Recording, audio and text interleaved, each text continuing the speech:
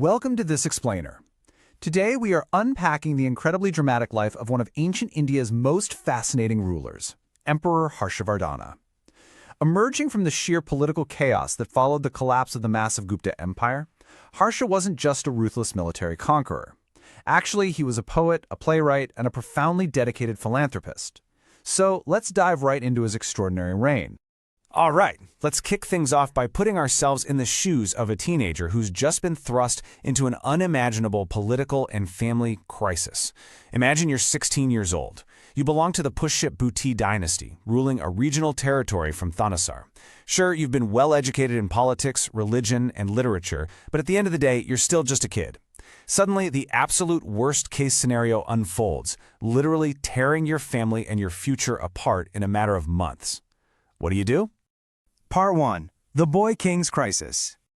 To understand Harsha, we have to look at how the Pushit dynasty basically crumbled in this devastating domino effect. Picture this, it's 605 CE, and Harsha's father passes away. His older brother takes the throne, but almost immediately marches off to war because their sister's husband was killed, and the sister, Rajashri, has been imprisoned.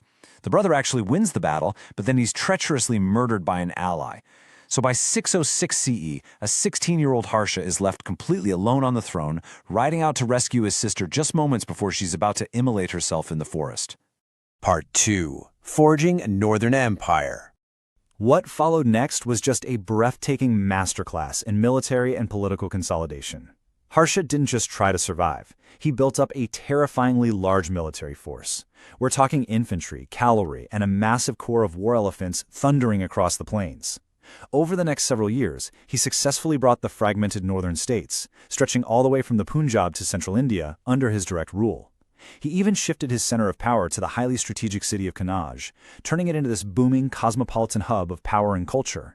And it was there that he crowned himself Maharaja di Raja, or King of Kings. But every great conqueror eventually finds their limit, right? The crucial point here is that while Harsha was an absolute northern titan, his ambitions for total continental control were decisively halted at the Narmada River around 618 CE. He tried to push his massive armies south into the peninsula, but he ran headfirst into Emperor Pulakeshin II of the Chalukya dynasty. Pulakeshin repelled the invasion, and they eventually agreed to a treaty that made the Narmada River the permanent border between their two massive empires. And we actually have an incredible eyewitness account of this from the Chinese Buddhist monk and traveler Xuanzang. It is so rare to get a highly grounded insider's diary confirming a king's military limits. Xuanzang, who spent years in India studying and interacting directly with Harsha, noted that the emperor, quote, filled with confidence, simply could not subjugate Pulakeshin.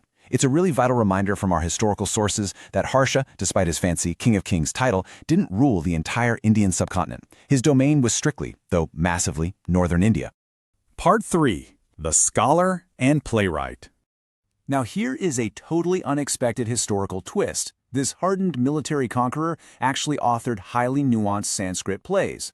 Historians and literary experts traditionally credit Harsha with writing 3 major Sanskrit works: Nagananda, which deals heavily with Buddhist themes of compassion, selflessness, and sacrifice, and 2 romantic comedies about court life and royal intrigue, Ratnavali and Priyadarshika. Imagine the ruler of an entire empire taking the time to sit down and pen romantic dramas. It shows an incredible depth of character and tells us he had a thriving, vibrant cultural court at Kannauj. And his commitment to the intellect didn't just stop at his own writing desk. He heavily funded the famous Nalanda Mahavira, which was essentially a massive ancient university. By funneling state revenue straight into Nalanda, Harsha attracted scholars and students from all over Asia. He deeply understood that a truly strong society has to invest not just in borders and armies, but in education, philosophy, and knowledge. Part 4. Tolerance and the Great Giver. So his intellectual curiosity naturally evolved into deep religious pluralism. Even though his family worshipped Shiva and the sun god Surya, Harsha really embraced Buddhism over his lifetime, but without ever suppressing Hindu traditions. According to our sources, including Xuanzang, he banned animal slaughter for food and built thousands of these massive, 100-foot stupas along the banks of the Ganges. Yet, at the exact same time, his land-grant inscriptions proudly describe him as a supreme devotee of Shiva. He continued to fund Hindu temples and Brahmanical scholars right alongside Buddhist monasteries. It's a fantastic early example of state-sponsored peaceful coexistence.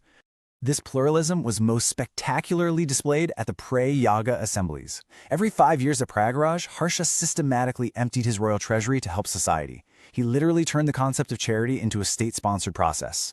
Over several weeks, he distributed the accumulated wealth, first to Buddhist monks, then to brahmanas, and finally to the poor, the orphaned, and the destitute. He gave away everything he had, down to his own personal jewels, before tossing on some second-hand clothes and heading back to his capital to start all over again.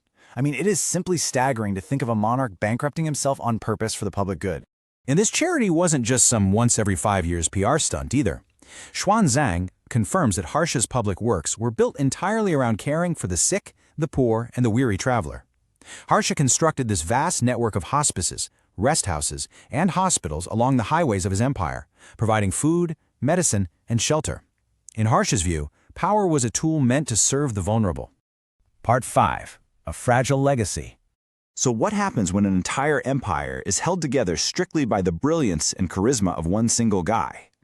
Well, his unified state relied completely on his personal alliances, his military prowess, and his diplomatic network. When Harsha died in 647 CE without a powerful successor capable of taking the reins, his grand political unity shattered almost overnight. Northern India immediately fragmented right back into competing regional kingdoms and fiefdoms. The immediate aftermath of his death reads exactly like a fast-paced action thriller. In 648 CE, a Chinese envoy named Wang Xunzi arrived to establish diplomatic ties, only to find Harsha dead and the throne usurped. The new usurper immediately attacked the diplomatic mission. Wang barely escaped to Tibet, but instead of just going home, he pulls off the ultimate historical revenge plot. He leveraged regional alliances, raised an army of over 8,000 Nepalese and Tibetan soldiers, marched back into India, defeated the usurper, and actually took him all the way back to China as a prisoner.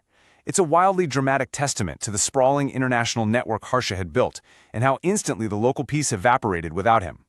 Distilling the sources from his life, we see that Harsha left behind a timeless blueprint for compassionate, intellectually curious leadership. He showed us that a 16-year-old in the depths of a nightmare crisis can actually rise to unite an empire. He proved that you can wield a massive army while still writing plays about compassion.